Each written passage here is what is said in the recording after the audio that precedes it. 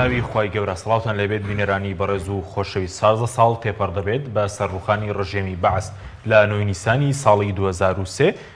حکمی 35 ساڵەی ڕژێمی بەعس لەلایەن ئەمریکا و هاوپەیمانەکانی ڕوخێندرا. بە میواندارەرێک لە بەڕێزان محمود ڕەزا ئەمین ئەندامی پێشووی پەرلەمانی عێراق لە ستودیۆی سەرەکی، هەروەها لاولەری شەوە نەوزاد ڕەسوڵ ئەندامی پێشووی پەرلەمانی عێراق تاوتوی ئەم پرسە دەکەین سەرەتا راپۆرتێک دەبینین.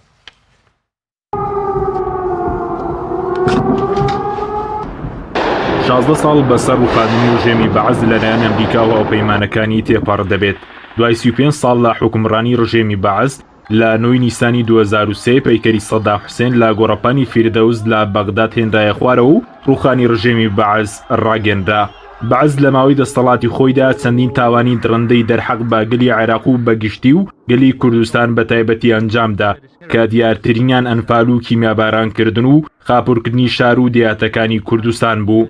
عێراقیەکان بانگ و خۆشی پێشوازیان لە ڕووخانی ڕژێمی بەعس کرد، بەڵام دواتر عێراق ڕوبەڕووی شەڕی مەزەبی و دوایین جاریش شەڕی داعش بۆەوە تاوەکو ئێستاش بەشێکی زۆری ناوچەکانی عێراق سەقامگیریان بەخۆیەوە نەبینیوە. جگەلەوەش بە هەزارە ناوڵاتی مەدەنی بوونە قوربانی کردەوە چەکدارەکان و ژێرخانی ئابووریش زیانی زۆری بەرکەوت.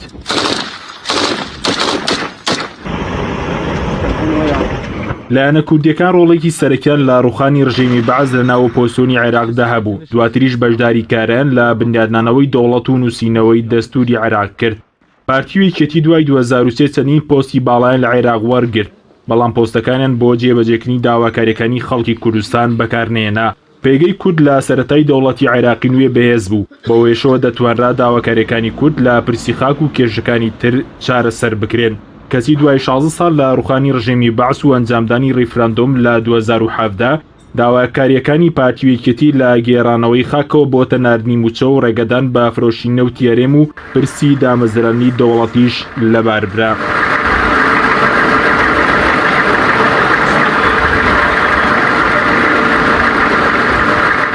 جەنگی ئەمریکا دژی عێراق لە 19 ئازار دەستی پێکرد و لە ماوەی 21 ڕۆژدا توانرا ڕژێمەکەی سەدام بڕوخێردێت. جەنگەکە لەلایەن ئەمریکاوە سەرپەرشی دەکرا و بەریتانیا شاوکاری سەرەکی بوو، چونەوە وڵاتیش پێشگیریان دەکرد. ئەمریکا بە 250,000 سەرباز و بەریتانیا بە 45,000 سەرباز و ئوسترالیا بە 3500 سەرباز و کۆریای باشوور بە 2000 سەرباز و دانیمارک بە 200 سەرباز و پۆڵەندا بە 184 سەرباز بەشداریان تێدا کرد.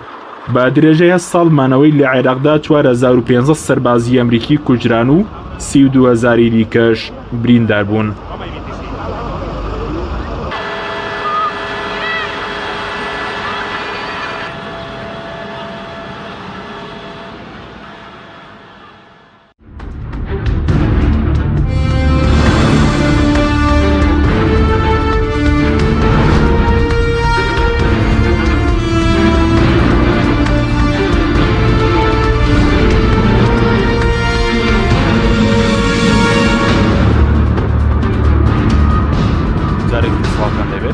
بینێرانی بەڕێز سوپاس بۆ میوانەکانمان. کاک محمود بەخێر بێنگ سەرتا لە بەڕێستانەوە دەست پێ بکەین و لەوە پرسیار بکەین و نیسان چیمان پێ دەڵێت دەربارەی ئەو دەسەڵاتانەی کە میلەتەکەی خۆیان دەچەوسێننەوە. زۆر سوپاس کاک حەکیم بۆ بەڕێزت و بۆ بینەرەکانتان، ڕێز و سڵاوێنش بۆ هاوڕێم کاک نەوزاد. لە ڕاستیا پێشەوەی دەست بە بەرنامەکە بکەین، من تێبینیەک لەلام زۆر گرنگە کە دەری ببڕەمەویشەوەیە و هۆی خراپی ئەم دەسەڵاتی کوردیەوە لە ماوەی نزیکەی 30 ساڵی ڕابردووە و خراپی وەزعی عێراق لە ماوەی 14-15 ساڵی ڕابردووە، هەتا لە ناو سیاسیەکانە کە وەختی خۆی معارەزەی نظامی سەدام حوسێنیش بوون هەنێ دەنگ ئێستا هینە بەرز بۆتەوە جارجار باشکرا لە بەرنامەی تەلەڤیزیۆنی وانەشات دەریەبڕن ڕەحمەت بۆ قەبری سەدام حوسێن هێن، یعنی کە ئەو بەراوریەکەن ئێستا ینی وەزع لە سەردەمی ئەوە باشتر بووە. من پێم وایە بۆچوونێکی زۆر غەڵەتە لە ڕاستی ئێمە ئێستا بەدەستیەوە ناڵێنین. خەتای نیزامەکانی دوای مەلیکیەت و دوای عەبدولکەریم قاسم لە دوای ئەوانەوە هەمویان بە تایبەتی ئاخر قۆناغی حکومڕانی حیزبی بەعس، چونکە حیزبی بەعس نەیهێشت معارەزەیەکی مەدەنی دروست بێ، حیزبی بەعس نەیهێشت حیزبی سیاسی ئازاد دروست بێ کە ملولانێ و دەسەڵاتی هینە تەداولی سوڵتە سلمی هەبێ حیزبی قایبی دروست کرد دوکتاتۆریەتی دروست کرد و تەنانەت لە ناو بەعسیەکانیشە ئەوەی کە کەسێکی باش بوو بێ لە ناو بەعسیەکانە زۆرن بەڵام هەر بنمونە عەبدولخالق سامەڕایی هێن بنمونە هێنمەوە کە ئەگەر دەسەڵاتی حیزبی بەعز بکەوتایە کەسانی وەکو عەبدولخالق سامەڕایی و ئەوانەی لە عەبدولخالق سامەڕایی ئەوە نزیک بوون لە ڕاستیە عێراقی سەردەمی بەعسی شوای لێ ناهات لەبەرەوە لە ڕاستیە ئەو پیاوی نەهێشت معارەزەیەکی مەدەنی نەهێشت هەمووی یایەشا هەموو هەرچی معارەزەی کوردی شیعی سونی هەمووی هەبوو هەمووی دەرپەران ڕۆشتن لەم لەولا ماوەیەکی زۆریان بەسەر و بە دەیان ساڵ لە کۆمەڵی وڵات نیشتنەوە کە دوای وردە وڵاتانە زۆریان کڕین و کردیان بە عەمێلی خۆیان کە هاتیشنەوە بە عەمەلەت هاتنەوە لەبەرەوە لە ڕاستیە ئەوەی کە ئێمە ئێستا بەدەستیەوە ئەناڵێنین خەتای نیزامی سەدام حوسێن و حیزبی بەعسا لە ماوەی ئاخر فترەی حکمیانە باش بەس بۆچی خەڵک ینی خەڵکێک کە بێ ئێستا لە عێراق و ڕەنگە لە کوردستان لەبەر ئەو وەزع خراپەی بخوازی مەسەلەن بە سەردەمی لەبەر ئەوەی ئەمانە زۆر خراپەشە لیان هێناوە سەدام حوسێن لەسەر خەڵک وا بیرەکاتەوە ینی هەندێک خەڵک زوڵمەکانی سەردەمی بەعسی لەبیر چۆرەتەوە مەسەلەن هەندێک کورد ئەنفال و ئیعدامکردنی ئاشکرای خەڵک لەسەر شەقامەکان و هەڵکوتان لەسەر ماڵان بە شەوان و بە ڕۆژ و بە ئەوانە و ئەو هەموو کیمابارانی ناوچەکانی خۆمانیەوەی لەبیر چۆتەوە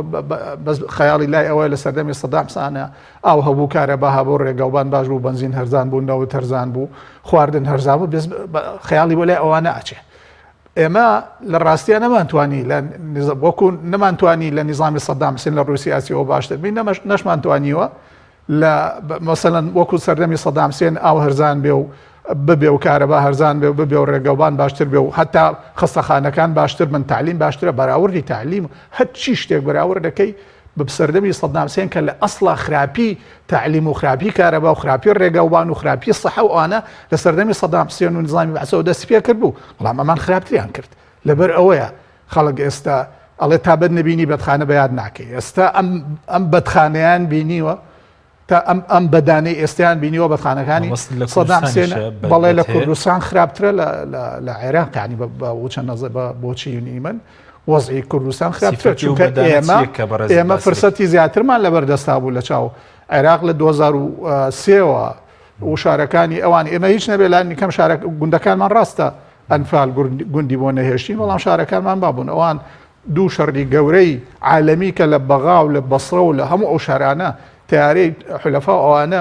پرد و ڕێگەوبان و بینا و هیچی بەسەر هیچەوە نە کارەبا و هەرچی شت هەیە لە عێراقا وێرانی کرد لەبەر ئەوە لە دوای 2003 ئەوان هاتنە سەر وڵاتێکی تەواو وێرانە ڕاستە ئێمە گوندەکانمان وێران بوو بەڵام شارەکانمان وای لێ نەهاتبوو لانی کەم لەبەر ئەوە ئێمە ئەو فتەیە کە لە بەعزدا بڕابوون تعاتفێکی دەولی زۆرمان لابوو سامانێکی زۆر هاتن نیشتمانەکەی ئێمە دەوڵەتان هینیانە کردین پشتیوانیان لێکردین هیچ سوودمان لەوانە نەبینی لە ڕاستیا کەوتنە قاچ و قوچ و تاڵان و بڕۆ ئەوەی کە تاوەکو ئێستا حکمی ئەم هەرێمە ئێمە ئەو دوو حیزبەی کە لە ماوەی 30 ساڵی ڕابردووە حکمی ئەم هەرێمە ئێمان کردووە یعنی بەرهەمەکان ڕاوەڕوت و قاچ و قوچ و وێرانکردنی ئەم هەرێمەی ئێمەیە لە ڕاستیات لەبەر ئەوە بەداخەوە کە ئێستا کۆمە خەڵک دروست بوون سیاسی طبعا لە ناو هاونەشتمانیانە زۆرن ئەوانەی کە سادەن بە تەنیا خەیاڵیان لای مەعیدەیانە و ناچاریشن خەڵکی ئەوەی کە دەرەتانی کەی نییە ینی نانی بە ئاسانی دەست ناکەوێت مناڵەکەی ناتوانێت ڕازی بکە پێی نییە ینی ڕۆژانە مناڵەکەی دڵی مناڵەکەی ڕازی بکە ئەوانە ینی ڕەنگە تاوەکو حدێەوە تێکڵاوی سیاسیش نەبوون حەقیشان بێتێ بەڵام سیاسی دروست بووە کە ڕەحمەت وە قەبری سەدام حوسێنەکە ئەمە غەڵەتە ئەو خراپ بوو ئەمان خراپترن ئێمە پێویستی دایمە چاومان لە باشتر بێت حتا ئەگەر بەراوردەکە بە سەردەمی مەلیکی بکرێ باشترە بە سەردەمی عەبدولکەریم قاسم بکرێ باشترە نەک بە سەردەمی بەرە حکومڕانی ئەوانەی خۆمان لە سەدام خراپترن نەتۆ من پێم وایە پێویستانی نییە بە من پێم وایە طبعا زیندانی نەهێنی نەبوولانی کەم ینی کەسێکی ئەبەر بە ئاشکرایی برد لە سەردەمی حکمی ئەم دوو حیزبانی زیندانی نەهێنی هەیە خەڵک ئەفرێنێ و قەبریشی نازانی ینی هەیە بە دەیان ساڵە هەیە 20 ساڵ زیاترە بە هەر سەبەبێک بێ ڕەنگە حیزبەکەی ئێوە و زیاتر بەدەستیەوە ناڵانە بەهۆی سیاسیەوە فڕێنراوە تاوەکو ئێستا دەنگیان هەیە نە ڕەنگیان هەیە نە کەس و کاریان پێ نەزانن و زیندانی نهێنی هەیە لانی کەم لە سەردەمی بەحسا بە ئاشکرا خەڵکی ئەگرت و بە ئاشکراش حکمی ئەیا و ئەی خستە زیندانەوە ئەچوی بۆ لای و ئاشکرای عدامیە کرد. یعنی زۆر شت هەیە ئەگەر بەراوردیان کەی بەداخەوە لە سەردەمی سەدام حوسێن خراپترە، بەڵام وەکوتم هەر نابێ وامان لێ بکە ڕەحمەت بۆ گۆڕی سەدام حوسێن و بۆ سەردەمی ئاوات بۆ سەردەمی حیزبی بەحەز بخۆین ئەبێ ئێمە دایمەن نمونەی جوانتر لەوە لە بەرچاوی خۆمان بگرین و نەک بگەڕێنەوە بۆ پێشەوە بڕێین. دواتر قسە لەسەرەوەکەن چپەند و ئامۆژگارێکی تێدا بۆ دەسەڵاتداران. کاک نەوزاد سوپاس بۆ بەڕێزیشتان. دەمەوێت سەرنجی بەڕێزیش بزانم لەسەر نەوەی نیسان پێ وایە بۆ خەڵک و بۆ دەسەڵاتدارانیش چی تێدایە؟ نەوەی نیسان چیمان پێ دەڵێ؟ زۆر سپاس و سڵاو بینەرانی ئازیزی کەناڵی ئاسمانی پێیان و سڵاو لە جەنابت و لە برای گەورە و خۆشەویستم کاک محمود. لە ڕاستیدا پرۆسەی ئازادی عێراق کە 16 ساڵە بەسەریدا تێدەپەڕێت، من باوەڕم وایە کە دەبێت قسە لەسەر ئەوە بکەین کە هەلومەرجی ڕوخانی سەدام و ئەو شێوازە لە حکومڕانی کە حزبی بەعز لە عێراق و سەدام بە تایبەتی هەیبوو چ جۆرە ینی حکومڕانیەک بوو و دواتریش بین ئەگەر بەراوردی بکەین لەگەڵ ئەزمموی ئەو 16 ساڵەی دوای پرۆسی ئازادی عێراق دەتوانم بڵێم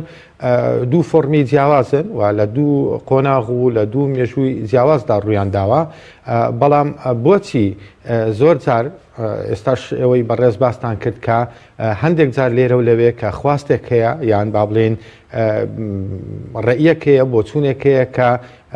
خۆزگە بە سەردەمی سەدام و بەعز دەخوازێت. ئەمە پەیوەندی بەوە هەیە کە نەتواندرا لە دوای ڕوخانی سەدام فۆرمێک یان با بڵێن شێوازێک لە حکومڕانی بەرهەم بێنین کە ئەو حکومڕانیە لە ئاستی چاوەڕوانەکانی خەڵکی عێراق بێت. بۆیە زۆر زۆر گرنگە ئێمە لەو دوو قۆناغا لەو دوو هەلومەرجە تێبگەین و بتوانین اینجا شرۆفەی ئەو خاڵە پڕ لە بەراوردکاریانە بکەین. من باوەڕم وایە کە بەعس و ئەو ڕژێمە لەسەر بنەمای دروستکردنی ترس و تۆقاندن یعنی حکومڕانی دەکرد. وای لێکردبوو کە هاوڵاتی لە عێراق هیچ ئامانجێکی نەبێت. تەنها ئامانجێک کە هاوڵاتی لە عێراق هەیبوو بە ئێمە کوردیشەوە کە لە عێراق بووین ئەوە بوو کە نەکوژرێ، ئەوە بوو کە ئەنفال نەکرێ و لە سێدارە نەدرێ. بەڵام لە قۆناغی دوای ڕوخانی سەدام هاوڵاتی لە دیدگای خۆی لە تێڕوانینی خۆی لە خەیاڵدانی خۆی دەبێتە کەسێکی ئامانزدار کە دێتە سەرباری واقعیش دوای 16 ساڵ ئەو ئامانجا نایەتە دی. کەواتە هاوڵاتی لێرە لە عێراق جۆرێک لە حەق جۆرێک لە ڕەوایەتی پێدەدرێت کە ئەم جیاوازیە گەورە لە نێوان دەسەڵاتی بەعز وەک دەسەڵاتێکی دیکتاتۆر و دەسەڵاتی حکومڕانی دوای بەعز کە پێی دەڵێن سەردەمی ئازادی و سەردەمی سربەخۆیی گەل و گەلانی عێراق نەبینێت. بۆیە زۆر گرنگە ئێستا ئێمە دوای 16 ساڵ بپرسین ئایا ئەم گۆڕانکاریە ئەم کەوتنە لە ڕژێمێکی دیکتاتۆر لە عێراق و لە ناوچەکە بە شێوکی گشتی توانی دنیای وەکو خۆی ئەوەی کە چاوەڕێ دەکات بگۆڕێت بێگومان نەخێر. زۆر شت هەیە کە هۆکارن لە پشتی ئەوەی کە نەتوانرا ئەم گۆڕانکاریە بکرێت. بەڕێی شەخسی خۆم تاکە هۆکاری ڕاستەقینە ئەوەیە کە لە ئەساسدا مەسەلەی ڕوخانی سەدام پرۆژەیەکی عێراقی نەبوو، یعنی خواستێکی گەورەی عێراقیەکانی لە پشتەوە نەبوو یان پلان و نەخشەیەکی عێراقیەکانی لە پشتەوە نەبوو. وەکوەوەی کە باسمان کرد هاوڵاتی لە عێراق ترسی ئەوەندە لێ نیشت بوو کە حاضر نەکرابوو بۆ ئەوەی کە شۆڕش بکە، حاضر نەکرابوو بۆ ئەوەی ڕاپەڕین لە عێراقدا بکات. بەڵکو مەسەلەی ڕوخانی سەدام و نەمانی بەعز لە عێراق پرۆژەیەکی دەتوانین بڵێن نێودەوڵەتی بوو و پرۆژەیەک بوو ئەمریکا ڕاستەوخۆ سەرپەرشتی دەکرد. لەوە زیاتر دەتوانین بڵێن معنەوە ڕێی شەخسی خۆمە ئەگەر ئەمریکا ڕاستەوخۆ سەرپەرشتی ڕوخانی و ئەستەمی بەعسی نەکردبایە هەتا ئەم ساتە وەختەی کە ئێستاش تێداین زەحمەت بوو ینی دار و دەستەکەی سەدام گۆڕانکاری ئەمەسەردا بەهات بایە. بەڵێ بە کورتی یانی ئەو یادە چپەندێکی تێدایە بۆ دەسەڵاتداران دواترشە دەگرێمەوە لای بەڕێزت. ئەگەر بەوردی دراسی بکەین یعنی پەیامەکانی ئەوەیە کە ئێمە دەبێت تێبگەین و دەسەڵاتی سیاسی لە عێراق دوای ڕوخانی سەدام تێبگات تەنانەت دەسەڵاتی سیاسی لە هەرێمی کوردستانیش تێبگات مەرز نییە تۆ ئەگەر لە ڕووی هێزەوە بەهێز بووی مەرز نییە ئەگەر تۆ پارە لە بندەست بوو بەهێز بووی بمێنیەوە ئەگەر دڵی خەڵکەکەوە دڵی ملەتەکەت لەگەڵ نەبێت و لە هەمان کاتیشدا ئەگەر پرۆژەیەکت نەبێت بۆ هاوڵاتی لەو شوێنەی کە تێدا تۆ حکمڕانی دەکەی یعنی تۆ نەتوانی ژیانێک کە شایستە بێ بە هاوڵاتی تۆ نەتوانی شکۆ بۆ هاوڵاتی دروست بکەی و تۆ نەتوانی حکمڕانێکی جوان و تەندروست بکەی هەر بتەوێت نەزعەی کوشتن و برین و تۆقاندن و گرتن و ڕاوەدونان پێڕۆ بکەی چارە نووسمان لە چارە نووسی سەدام حوسێن و دار و دەستەکەی زیاتر نابێت چونکە لە بیرمان بێت یعنی دوای کۆتایی پێهاتنی شەڕی عێراق ئێران لە 1970 عێراق لە لووتکەی بەهێزیدا بوو لە ڕووی سەربازیەوە خۆی بە براوەی شەڕی عێراق ئێران دەزانی لە بەرەوەی پشتیوانی نێودەوڵەتی و ڕۆژئاوای لەگەڵ بوو و عێراق خۆی بە یەکێک لە با بڵێن بەهێزترین هێزەکانی ڕۆژهەڵاتی ناوەڕاست و لە نێوان وڵاتە عەرەبیەکان دەزانی بەڵام ئەوە وای لێ نەکرد کە بێ خزمەتی ملەتەکەی بکە بەڵکو ئەوە وای لێ کرد کە بێ غروریەت بیگرێت لە سەرەتای غروریەتیشی لە دەستپێکردنی پرۆسەی ئەنفالەوە دەستی پێکرد و پاشان پەلاماری کوێتی دا و کوێتی داگیر کردو و کۆمەڵێک سەرە ڕۆی دیکە کە ئەگەر دەرفەت بوو دەتوانین قسەی سپاس دەکەین دواتەگرم بەڵاو کاک محمود سەبات بووی کە چ دەسەڵاتدارانی عێراق چارێمیش عیبرەتیان لە کەوتنی سەدام وەرگرتووە کە چەندە ڕژێمێکی بەهێز بوو بەڵام بەهۆیەوەی کە خەڵکی دەسەوساندەوە لە ناوچوو من کاک نەوزاد جوانی شەرە کرد بەس من یەک شتی بۆ زیاد دەکەم لە ڕاستیە لەگەڵ بۆچوونەکانیم ئەویشەوەیە کە نان و ئازادی بەیەکەوەن یعنی لە سەردەمی سەدام حوسێن نان هەبوو ئازادی نەبوو بەشێکی زۆر لە خەڵکی عێراق ناڕازی بوو داوای ئازادیە کرد لە سەردەمی ئەمانە بەحساب ئازادی هەیە و نان نییە من گومانم لەسەر ئازادیەکە شەیە ینی لەسەریشی بنووسیوەکە لە کوردستانیشە ئازادی نییە بەڵام نان و ئازادی بەیەکەوەن ئیتر تۆ بە تەمامی بە میلیشیا یا بە جێیش یا بە پشتیوانی ئەم دەوڵەت و ئەو دەوڵەت بمێنیتەوە خەیاڵی خاوە هینەکانەوە جەبهەی تەحریری جەزائیر 63 ساڵە ئەم حیزبە بە ناوی شۆڕژێڕیەوە حکومڕانی جەزائیرەکە دوای ئەوە نەیتوانی میلەتەکەی ڕازی بکەوە ئێستا هەر بە خۆپیشاندانی هێمنانە بۆ خۆیان یعنی دەریان کردن لە حکومی خستن دوای 69 ساڵ فەشەلی هێنا بە ناوی شۆڕژێڕیەوە تۆ مەدەل حەیات بە ناوی شەرعیەتی سەوریەوە حکوم بکەی ئەمە ناخوات لەبەر ئەوە وەکو عەرزم کردی زیاد بۆ ئەوەی کاک نەوزاد من ئەبێ نان و ئازادی بەیەکەوە بێ ئەبێ هەمومان لە بەرامبەر قانونە مساوین فرسەی هەلی یەکسانمان هەبێ هەلی یەکسان مەسان کۆمەڵی مەبادیئی زۆر جوان دەستوری عێراقی بابەکانی ئەوەڵی بابی ئەوەی هینەکانی ئەوەی پێڵێن مەبادی ئەساسی پرەنسیپە بنەڕەتیەکان یا گشتیەکان لەگەڵ بابی حڕیات و ئازادیەکان و لە هینەکانە مافەکانە شتی زۆر نایابیتیایە ئەم دەسەڵاتە لە هەرێمی ئێمەوە ئەو دەسەڵاتەش لە بەغا لە ماوەی ئەم هەموو ساڵەیە نەیانتوانیوە ئیشی بۆ ناکەن یعنی خۆیان مەشغوڵ کردووە بە شتیکەوە لە ڕاستیە لەبەر ئەوە ئەمە ناخوا و ئەبێ پند لە دیکتاتۆریەتی عالەم پند لە وەرنەگیراوە پند وەرگیرایە دەسەڵاتی ملهور دروست نەبوو لە دنیاە من زۆر جار وتوومە ئەگەر دیکتاتۆرەکان پندیان لە یەکتری وەربگرتایە لە مێژووە تەنیا یەک دیکتاتۆر دروستە بوو یەک دیکتاتۆری یەکەم کە ئەڕوخێنرا بەو تەریقەیە شار بە دەرەکرا ئەڕوخێنرا خێزانەکەی لە ناو ئەبرێ ڕەچەڵەکی ممارسەی منعی ممارسەی فکری ئەو حیزبە ئەکرێ وەکو لە نازیەکان و فاشیەکانی ئەڵمانیا ئیتالیا بووە بۆ ئێستا ئەوروپا و دنیا ڕێگەنادەن ئەوانە بێنە سەر حکوم ئەبوو ینی ئەگەر زۆر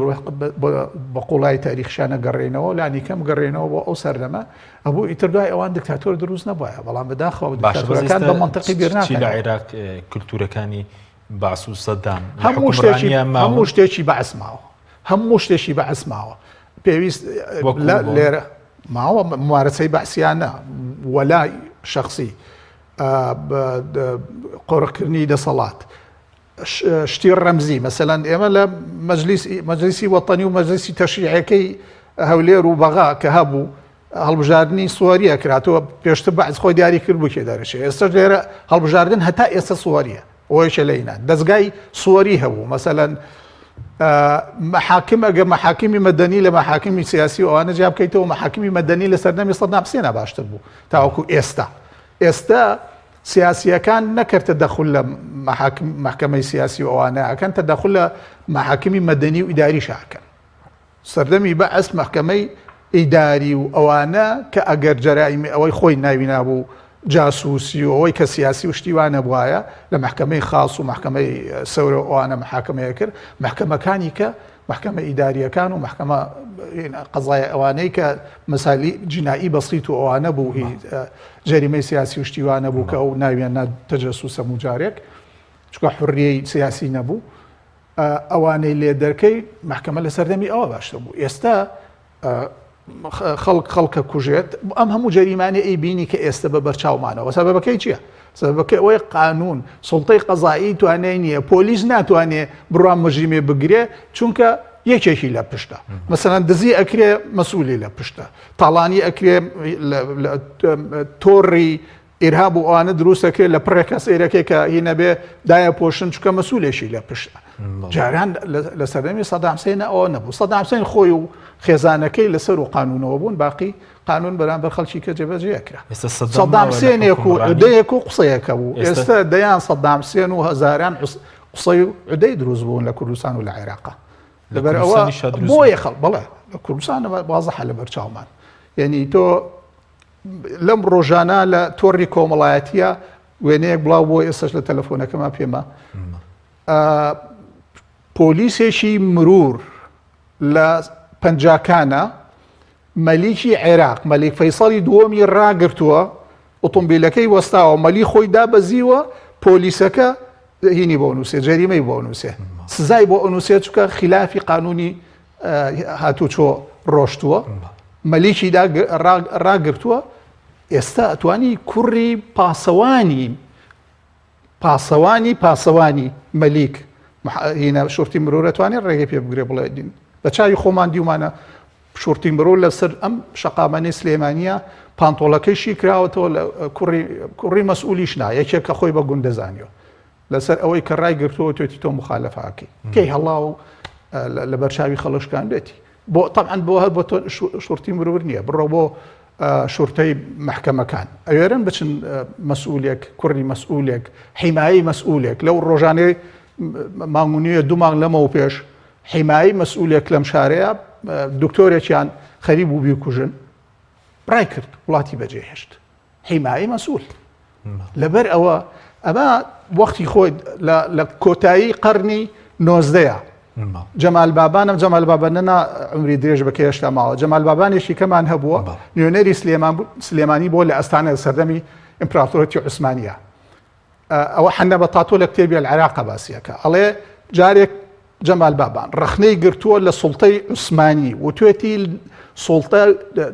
دەوڵەت سوڵتەی نەماوە قەزا ئیش ناکە قانون ئیش ناکە پۆلیس ئیش ناکە لەبەرەوە خەڵک ناچار بووە یەکێ تاوانی بەرامبەرە کری ئەچێت بە دەستی خۆی تۆڵاکاتەوە ئێستا ئێمە دوای 150 ساڵ دوای نزیکەی زیاتر لە 150 ساڵ هەروایە ئێستا نە قەزا هەیە نە پۆلیس هێنەی لەبەرەوە خەڵک ئەچێ یەکێک ئەکوژێ ئەچن ئەیکوژنەوە یا سوڵحی عەشایری بۆکەن حیزبەکانی حیزبی حکومڕان دەستگای سوڵحی عەشایری داناوە لە جاتی ئەوەی پشتیوانی لە پۆلیس و لە قەزا بکە بچن قانون جێبەجێ بکەن خۆیان قانون پێش دەکەم کاک نەوزاد گرم و لای بەڕێز سەبارەت بەوەی کە کورد دوای 16 ساڵ ئێستا چی دەستکەوتووە کە لە کاتێکە خۆی ڕۆڵێکی سەرەکیە بوو لە ئۆپۆزیسیۆنی عێراقی و لە بنیادنانەوەی دەوڵەتی عێراقیشە چیمان دەستکەوتووەکو کورد لە عێراق لە ڕاستیدا من باوەڕم وایە کورد زۆر شتی دەستکەوت دوای پرۆسەی ئازادی عێراق لە ماوەی ئەو 16 ساڵە بەڵام نەیتوانی یعنی سوود لەو هەلەز سوود لەو فرسەتە وەربگرێت. ئێمە لە سەرەتای پرۆسەی ئازادی عێراق یعنی قسە لەسەرەوە دەکات کە ئەزمموی هەرێمی کوردستان ببرێتە عێراق و عێراقی پێدروست بکرێتەوە لەبەرەوەی پێش ئەوەی پرۆسەی ئازادی عێراق بکرێ ڕاپەڕین لە 91 کرابوو. ئەگەرچی من ئەو کاتیش لەسەر ئەم حاڵەتە لەسەر ئەم قسەیە کە ئەزمموی هەرێمی کوردستان ببرێتە بەغدا لە گفتوگۆکان و لە لێدوانەکان وەکو ئەرشیفیش ماوە کە وتومە کارەساتە ئەو ئەزمموی هەرێمی کوردستان ببرێتە بەغدا لەبەرەوەی ئەزمموی هەرێمی کوردستان ئەو کاتی ئەزممونێکی شکست خواردوو بوو. یعنی ئەوەی کە خەڵک چاوەڕێ دەکرد لە حکوومەتی هەرێمی کوردستان ئەوەی خەڵک چاوەڕێ دەکرد کە بەرهەمی ڕاپەڕین ببینێەوە بە شێوازێکە لە قازانجی هاوڵاتی و لە قازانجی ژیان دۆستی بێت نەبیندرا. هۆکارەکان زۆرن یعنی ئێمە ینی بەشێک لە هۆکارەکان من باوەڕم وایە کە لە بنەڕەتدا ئێمە یعنی شۆڕشمان بەمانە با بڵین فەلسەفیەکەی بەمانە فکریەکەی نەکردووە. و ئەسڵەن ینی دەتوانین بڵێن بۆ کوردیش دۆخێک هاتە پێشکە ئێمە ببینە ینی با بڵین خاوەنی حکومڕانی و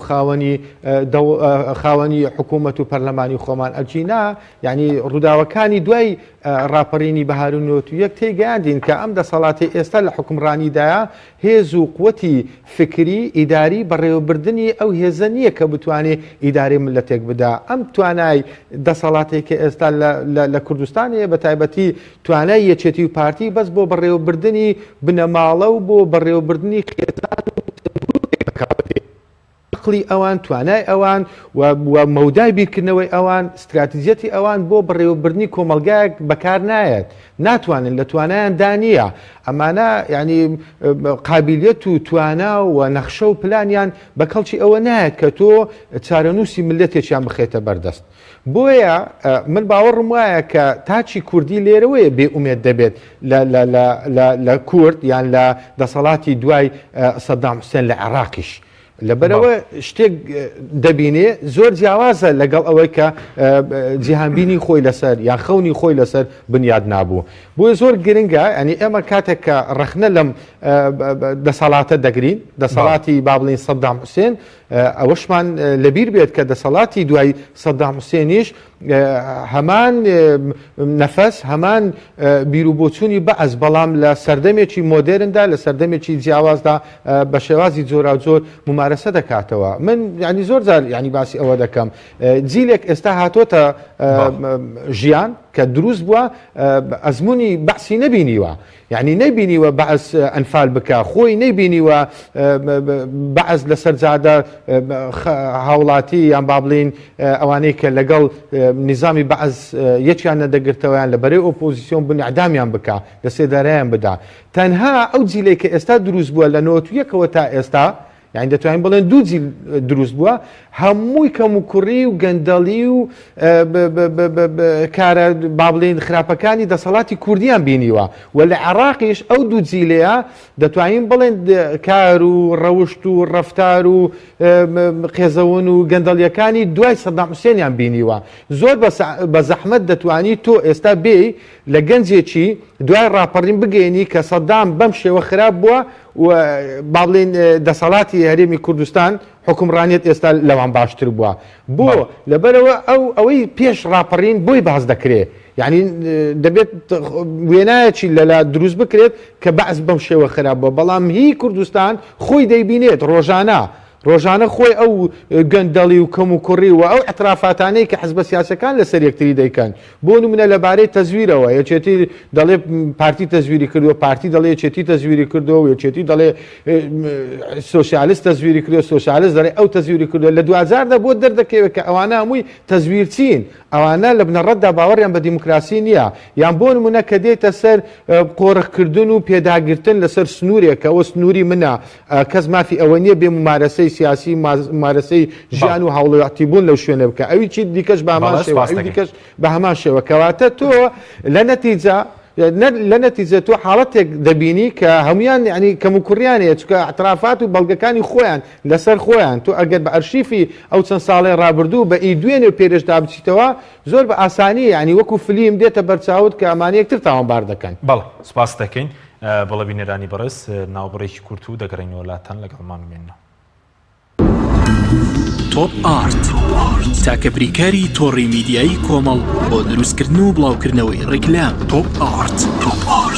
ئایا تا ئێستا بیرت لەوە کردوتەوە کە ئینتەرنێتێکی بێسنوور بەکاربێنیت یان بیرت لەوە کردوتەوە کە بۆ هەفتەیەک یان 2 هەفتە ئینتەرنێتی بێسنوور بەکاربێنی؟ سەرەڕای هەموو ئەمانە تا ئێستا بیرت لەوە کردوتەوە کە بۆ یاریە ئەلکترۆنیەکان ئینتەرنێتی بێسنوور بەکاربێنیت؟ بێگومان نەخێر، فانسی نێت هەموو ئەم کێشانەت بۆ چارەسەر دەکات. تۆش دەتوانیت بۆ ماوەی هەفتەیەک یان 2 هەفتە یان مانگێک بەردەوام بێسنوور لەگەڵمان بیت. ئێستا خزمەتگوزاریەکانمان لەم شوێنانە بەردەستە: سلەیمانی، شارباژێر، شارە زوور، هەڵەبجە، سەی سادق، عربەت، پێنجوێن، بازیان، تاسڵوجە و زەرگوێز. فانسی نێت، هەمیشە ئینتەرنێتی بێسنوور.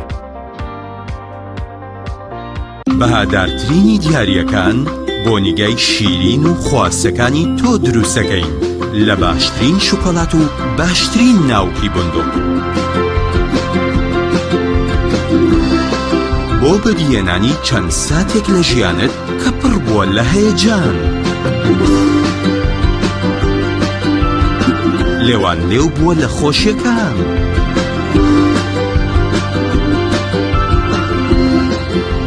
ئاوێتە کراوە لەگەڵ عیشق و ئەوین. شۆکۆلاتەی بندوقی تاڵی فەرماند پڕاوپڕ لە عیشق. گەڕان بە دوای تامێکی نایابوو بوونێکی جیاواز تەنها لە ئالیندا بەدی دەکەین. بەرووبوومی ئەم ڕەنگانە خۆشترین تام و بۆن دەبەخشن. باشترین جۆرەکانی بەهارات هەڵدەبژێرین و کۆی دەکەینەوە. ئاهەنگی خۆشترین تام و بۆن دەگێڕین. ئێمە تەنها بە بازووی خۆمان باشترین بەرهەمدێنی. لە هەموو وەرزەکان لە هەر کات و شوێنێک تەنها ئالین. ئالین، هێمای سەرکەوتن. خوانێکی تایبەت لەگەڵ ڤیتا تاقیب کەرەوە پێشکەشی خێزان و ئازیزانتی بکە. ڕۆنی ڤیتا لە ڕووەکی سروشتی بەرهەمدێت و پێکهاتەکەی چۆریە زیان بەخشەکانی تێدا نییە. ڕۆنی ڤیتا باشترین ڕۆنی لە 100% سروشتی. ڤیتا نهێنی خواردنە بەتامەکانی سەر سفرەکەت. تۆپ ئارت تاکە بریکاری تۆڕی میدیایی کۆمەڵ بۆ دروستکردن و بڵاوکردنەوەی ڕیکلام. تۆپ ئارت.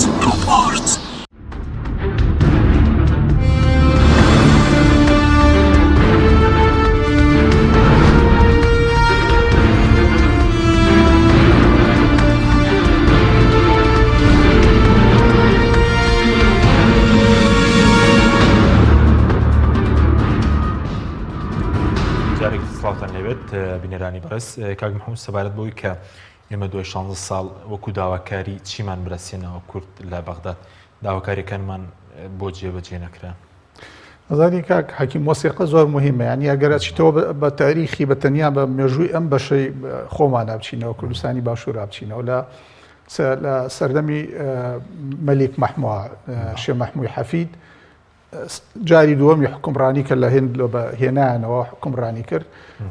شتێکی زۆر بەسیت هەردوو حکوومەتی عێراقی و بەریتانیا و کاتە هێن بوو مانداتی بەریتانیا عێراقی ماندات کرد بووانی لەژێر وەسای عێراق لەژێر وەسای بەریتانیا بوو. ئەم دوو حکوومەتە بەیەکەوە نامەیەکی کورتیان ناردۆ بۆ شێخ مەحموود ئەڵێ وەرەوە تۆ مەلیشی کوردستانی بۆ ئەوەی ڕێکەین بزانین عەلاقە لە بینی ئێوە و ئێمە چۆن بێ. طبعا ئەم نامەیە ئیتر نەچوون ینی نەکراوە، ینی ئەم تەنسیقە نەکراوە، بەڵام نامەکە نرخێکی مێژووی گەورەی هەیە بۆ ئێمە چەند دەرێکە باشە. ئەوەی بەیانی 11 ئازار کە لە حیزبی بەعز دەری کردووە. طبعا ئەمە لە ئەڵێن ڕێککەوتن و ئەوانە بە تایبەتی پارتی زۆر باسی ڕێککەوتنی 11 ئازارەکە لە تاریخ شتێک نێ ناوی ڕێککەوتنی 11 ئازار بە بەیانی 11 ئازار هەیە حیزبی بەعز دەری کردووە. طبعا معلومە چۆن دەرچووە ئەو بەیانە. ئەو بەیانەش هەمووی نیو لاپەڕەیەکە باشە. ئەو بەیانە قیمەتێکی مێژووی گەورەی هەیە چونکە ئەو چی لەو بەیانە هاتووە ئەوە لەوێ ئیتر لەو قۆناغەیە ئەو مافانە ئێمەی چەسپاندووە باشە. دوای ئەوە ئێمە گەورەترین دەستکەوت بۆ ئێمە لە ڕاستیادا ڕوخانی بەعز دەستوری ئێستەی عێراقە. دەستوری ئێستەی عێراق دەستورێکی فەوق العادە نایابە و زۆر لە مافەکانی ئێمەی چەسپاندووە ئیتر هیچ هێزێک نییە جاریش کە بتوانێت بێت مافەکانی ئێمە لە عێراقا لەمە کەمتر بکاتەوە لەبەرەوە ئێمە مافەکانمان لەسەر کاغەز دەستکەوتووە باس بە ممارەسە ئێمە هینمان نەکردووە ئەم دوو حیزبە کە مەسئول بوون لە ماوەی 30 ساڵی ڕابردووە لە مۆزعی لە کوردستان و لە دوای ڕوخانی ڕژێمی بەعسیشەوە لە عێراقا هەر ئەوان وەزیر و گزیر و دەسەڵات و ئەوانیان هەبووە ئەوان تەنیا بایەخیان بە یەکشت داوە کورسی و ئیمتیازات و پارە و نەوت و غاز و ئۆشتانە بووە باجینا دەستور شتی زۆر نابیت ئەگەر هەر ڕێزی لێ بەس ڕێزی لێ ئەگرین یانی شکە فریای باسکردنی ناکەین مادەی 4 برگەی یەکەمی ئەڵێ زمانی کوردی و عەرەبی زمانی ڕسمی سەرتاسەری عێراقن تا ئێستا ئێمە نەمانتوانێت تا ئێستا نەمانتوانێت ئەمە جێبەجێکەکە ئەمە مادەیەکی دەستوریە مادەی 9 برگەی 1 ئەلف باسی پێکەنانی وینەکە هێزە چەکدارەکانی عێراقەکە کە لە هەموو مکەونات پێگەن لە وەختێک کە جێیش دروست بوو لە ڕاستیا کورد وروسی کردەوە پێشمەرگەی هەبوو ئەوان هیچی وایان نەبوو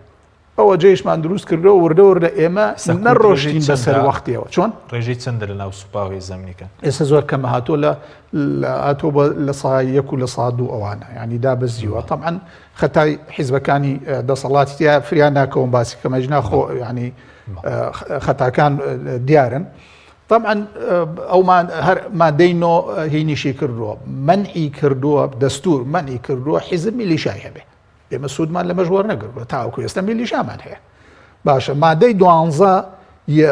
فەقەرەی ئەوەلەن ئەڵێ عەلەمی عێراق و نەشیدەکەی و شیعارەکەی بە قانونی نەکەین ئەمە بۆ ئێمە مهمە ئەگەر نەشیدەکە کە ئەبێت تعبیریش لە هەموو مکەوناتی گەلی عێراق بکە بۆ ئێمە ئیشمان لەسەر ئەمە نەکردووە کە وەختێک هێزمان هەبوو ئیشمان لەسەر نەکردووە هەر خەریکی پارە بوون ئیشان لەسەر ئەمە نەکردووە باسی مادەی 65 باسی مەجلیسی ئیتیحادیە مەجلیسی ئیتیحادی بۆ ئێمە مهمە بەپێی دەستور سوڵتەی تەشریعی دەسەڵاتی قانوندانان لە عێراقا دوو ژوورە دوو پێکاتێ یەکێکیان ئەم هینەیە ئەم ئەنجومەنی نوێنەرایەتیە کە ئێستا هەیە یەکێکیان ئەنجومەنی ئیتیحادیە ئەنجومەنی ئیتیحادی ئەتوانی ئەگەر قانونەکەیدا ئەتوانی حەقی ڤیتۆت هەبێ لەوەیە ئێمە ئەوە کە قازانجی بۆ میلەتەکەمان هەیە حیزبەکانی ئیهمالیان کردنەوە کە قازانجی شەخسی بۆ خۆیان نییە باسی مادەی 105 باسی هەیئەی زمانی حقوقی ئەقالیمەکە هەیئەتێک دروست بێ دەسوور ڕێگەیە بەپێی پێویست هەیئەت دروست بکەیت یەکێکیان هەیئەی زمانی حقوقی ئەقالیم و محافەزاتە بۆ ئەوەی حەقیان پارێزراوە بێ لە بەعساد کە ئەنێرێ لە قڕوزی دەولی کە وەرەگیرێ لە عیلاقاتی دەولی هەموو ئەمانە بەیەخی پێ نەوراوە چکە قازانجی ڕاستەوخۆی بۆ جیفانیان نییە مادەی 106 باسی هەیئەیەکی عامە ئەکا بۆ تەخسیسی واریدات یعنی دیاری بکرێ بۆ ئەوەی لە هەموو محافظەیەک و لە هەموو هەرێمێک و لە حکوومەتی ئیتیحادیە بە وردی بە شوێن واریداتە بڕۆی چەنە و بە عەدالەت بەسەر شەعبی عێراقا دابەشی بکەیت ئەمە چونکە زەرەری تایبەتی خۆیانی تیا لەبەرەوە خۆیان هەرچی مؤسسات هەیە لە بەردەستیانە واریدەتەکەی ئەبەن بۆ خۆیان ئەمە ئەسڵان هەر لایەن مهمیە بەس ئەمە بۆ شەعب مهمە ئەمە چونکە عەدالەت هێنێتە دی قاچوقۆژ ناهێڵێ دزی و فزیکردن ناهێڵێ سامان ناتوانرێ بەفێڕۆ بدەن بەس ئەمەیان ناوێ ئەوان ئەوێ کە ئەچێتە جیفانی خۆیانەوە مادەی 107 باسی هینەکە مەجلیسی هین خدمەی ئیتیحادی کە هەموو کەسێک بە ئیستیحقاقی خۆی نەک بە واستە بۆتم لە تەکافؤی فرەس نییە مەسەڵەن کوڕی مەسئولێک هیچ نییە لە پڕێکە ئەیکەن بە وەزیر ئەیکەن بە مدیر عام ئەیکەن بە وەکیلی وەزیر بەڵام ئەوانی تر یعنی زۆرن ئەمانە مادەی 140 کە ئەوە مادەی 140 ئەوە دایکی مادەکانە گوێی پێ نادەن گرێم و لای بەرز کاک نەوزادەکە بگرێم و لای بەرز هۆکاری چییە کە ئێستا مەسەڵەن کێشەی ئێمە لە کێشەی خاکەوە بۆتەوەی کە کێشەی مەسەڵەن موچەیە ئەوەیە کە ڕێگەمان پێ بدرێ نەوتی یاریمی کوردستان بفرۆشین من باوەڕم وایە لە سەرەتای پرۆسی ئازادی عێراق ئێمە وەکو کورد ڕۆیایەک یان پرۆژەیەکی استراتیزیمان نەبوو هەم بۆ چۆنێتی بەشداریکردن لە با بڵین حکوومەتی عێراق لە دوای ڕوخانی ڕژێمی سەدامەوە و هەم بۆ چۆنێتی دەستەبەرکردنی مافەکانی گەلی کورد ئەوەندەی ئێمە یعنی پەلەمان بوو بۆ بیناکردنەوەی عێراق لەسەر فۆرمێک کە خزمەت بە عێراقیەکان بگەێنێ ئەوەندە پلان و نەخشە و بیرکردنەوەیەکمان نەبوو چۆن ئێمە بتوانین لە عێراقی دوای سەدام سوود لە توانا و ئیمکانیەتی عێراق وەربگرین بۆ خەڵکی کوردستان بۆ گەلی کوردستان یعنی ئەگەر ئێمە بماتوانی بە لە سەرەتای ڕاستەڕێکردنەوە و بنیادنانەوەی عێراقی نوێدا پێگەی کورد و ڕۆڵی کورد بەهێز بکەین و بمانتوانی باە بە کۆدەنجی و یەکدەنجی و یەک ڕێزیەک داخلی پرۆسی سیاسی عێراق بوو باینایە و دوجار ئەمەشمان لە قازانجی میلەتەکەمان بەکار بهێنابایە ئێستا ئێمە پێویستیمان بەوە نەدەبوو کە تەنانەت وەکو کە لە ڕابردوو بانگەشەی ڕیفراندۆم کرا بانگەشەی دەوڵەتی کوردی کرا هەر خۆمان بە سروشتی خۆمان بە قۆناغ دوای قۆناغ ئێمە بەرەو دەوڵەتی نەتەوەی خۆمان دەڕۆیشتین بەڵام ئەوەی کە با بڵێن دەسەڵاتی سیاسی لە هەرێمی کوردستان و سەرکردە سیاسەکان لە هەرێمی کوردستان لە بنیادنانەوەی عێراقی نوێدا کردیان ئێستا کە بەرهەمەکەی دەبینین تێدەگەین لەوەی کە بیرکردنەوەی ئەوان بیرکردنەوەیکی تەندروست نەبووە لە ڕووی نەتەوایەتی لە ڕووی نیشتیمانیەوە بۆ خەڵکی کوردستان بۆ هەرێمی کوردستان ئێستاش دوای هەموو ئەو نەهامەتی و ناخۆشانەی کە بەسەر ملەتی ئێمە هات بە تایبەتی لە ئەنجامدانی ڕیفراندۆم کە ئێمە لە عێلاقاتی دووەلی ئێمە لە ڕووی پەرتەوازەبوونی هێزەکانمان لە ڕووی لە دەستدانی بەشێکی زۆر لە خاچی هەرێمی کوردستان لە با بڵێن کەمبوونەوەی ناو ناوبانجی کورد و هەموو ئەو هەڕەشە و گڕۆشانێک کە لەسەر ئاستی دووەلی ئیقلیمی لە هەرێمی کوردستان کرا ئێستا ئێمە زمینەیەکمان بۆ ڕەخساوە کە چۆن بتوانین ماڵی کوردستان ڕێخینەوە بە تایبەتی کە سەرۆکوەزیرانی ئێستا عێراق عادل عەبدولمەهدیە کەسایەتێکی دەتوانین بڵێن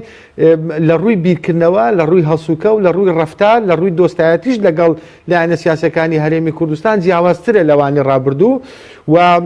سەرۆکۆماری عێراق ئێستا کە کاک دکتۆر بەرهەم سابحا کە ئەویش کوردە و کارکتەرێکی ئەکتیڤ و چالاکە و بتوانین ینی ئیدارە و ئاراستەیەکی جوانی پەرلەمانتارانی کورد لە عێراق بکەین هەمویان وەکو یەکتیم بەڵام بەمەرجێک هیچ لایەنێکی سیاسی لە هەرێمی کوردستان یعنی خۆی بە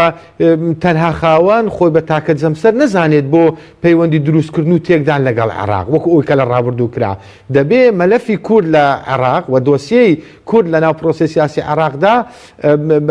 بە عەقڵێکی تازە بە میکانیزمی تازە و بە ئیرشادات و بەڕێنمایی تازە بەڕێوە ببردرێت ئێمە بتوانین لەو زەمینە تازە لەو هەلومەرجە ئەم ماڵی خۆمان ڕێخینەوە و هەم حکوومەتی هەرێمی کوردستان بە جۆرێک بێ کە جیاواز بێ لە ستایل و لە فۆرمی ڕابردوو بمانێ و نەمانێەوە حکوومەتی هەرێم لە ساڵانی ڕابردوو حکوومەتێکی تەندروست نەبوو و حکوومەتێک نەبوو جێ دڵخوازی خەڵکی کوردستان بێ ناچینەوە سەر ڕابردوو حکوومەتێکە ڕێگری لە سەرۆکی پەرلەمانەکەی کرا وەزیرەکانی بە قراری حزبی لادرا و هەڕەشە و گوڕەشەی نێوان دوولایەنە سەرچیەکەی پارتی و یەکێتی با بڵێن بە بەردەوام بە ناڕاستە و خۆ بەسەر یەکترەوە هەیە کە نازی دوو ناوچەی لە یەکتر دەکەن ئەو دەڵێ من ناوچەی زەردم بەدەستەوەی ئەو دەڵێ من ناوچەی سەوزم بەدەستەوەیە ئەو بیرکردنەوە تەسکە حزبیانە دەبێت کۆتایی پێبێندرێ ئێستا فۆرمێکی دیکە لە حکومڕانی لە هەرێمی کوردستان بێتە ئاراوە کە هەموو لایەنە سیاسەکان خۆیان بە خاوەنی حکوومەتی هەرێمی کوردستان بزانن ناکرێت لایەنێک تەنها لەبەر ئەوەی چەند کورسیەکی لە پەرلەمان زیاتر بەدەستێناوە خۆی بکاتە دەمڕاستی هەموو خەڵکی کوردستان ئەم سەردەمی خۆ بە پشتزانین و ئەوی دیکە بەکەم زانین من باوەڕم وایە سەردەمێکە لە ئاستی سیاسی و لە ناو فۆرمی سیاسیدا جێگەی نابێتەوە و هەر لایەنێکی سیاسی دەستی بۆ ببا پەنای بۆ ببا لە نەتیجا یعنی سەرکەوتن بەدەست نایەنێت بۆیە زۆر گرنگە ئێستا ئێمە بتوانین ئەم حکوومەتی ئێستا بەهێز بکەین و هەموو لایەنە سیاسەکان تێدا بەشداری بکەن من پێم سەیرە ینی ئێستا پارتی یان هەر لایەنێک لە لایەنەکان دابنیشێ بە ئارەزی و خۆی وەڵا ئەو لایەنە بەشداری پێ دەکەم ئەوە بەشداری پێ ناکەم ئەوەیان کە لەگەڵ بیر و بۆچوونەکانم یەک دەگرێتەوە لەم قۆناغا بەشداری پێ دەکەم و دەسەڵاتی زۆری پێدەدەم و کورسی زۆری پێدەدەم مەبەستم لە کورسی وەزارەتە یان لە پۆستەکانە بەڵام لایەنێک کە نایەتە ژەڕکێف و نایەتە ئەو ئاراستەیە کە من بیری پێ دەکەمەوە ئاوتی دەکەم و بەژاری پرۆسی حکومڕانی هەرێمی کوردستانی پێ ناکەم ئەم بیرکردنەوەیە دوجار یعنی بیرکردنەوەیە کە زەرەر بە خەڵکی کوردستان و بە حکوومەتەکەمان دەگەێنێ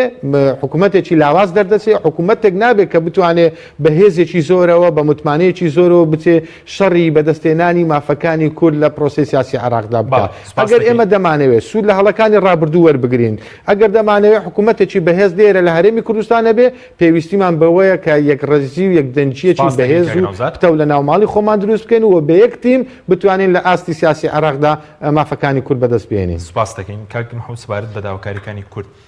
بۆچی تەنها ئێستا بۆتە بەس مەسەلەی موچە ئەی خاک ئەی پرسەکانی تر ئازانی من لەگەڵ ئەوەی بەشێک لە قسەکانی کاک نەوزار بووم کە هەڵێ کوردینی نەبوو یانە چەند لە منە هەبوو لەم قۆناغی دوار ڕوخانی بەعسا کورد دەورێکی ئەساسی بینیوە لە دوو قانونا کە زۆر مهمە یەکیان قانونی ئەساسیە کە دەستورە ئەوتیان قانونی جنسیە کە زۆر مهمە بەداخەوە تەعاان ڕەنگە کاک نەوزار دیش بزانێ کاک نەوشیروان بە شەخص ئەو ڕوئیای زۆر ڕۆشن بۆ هەیبوو بۆ دوای ڕوخانی حیزبی بەعز نەسەرکردایەتی یەکێتی نەسەرکردایەتی پارتی گویان لێ نەگرت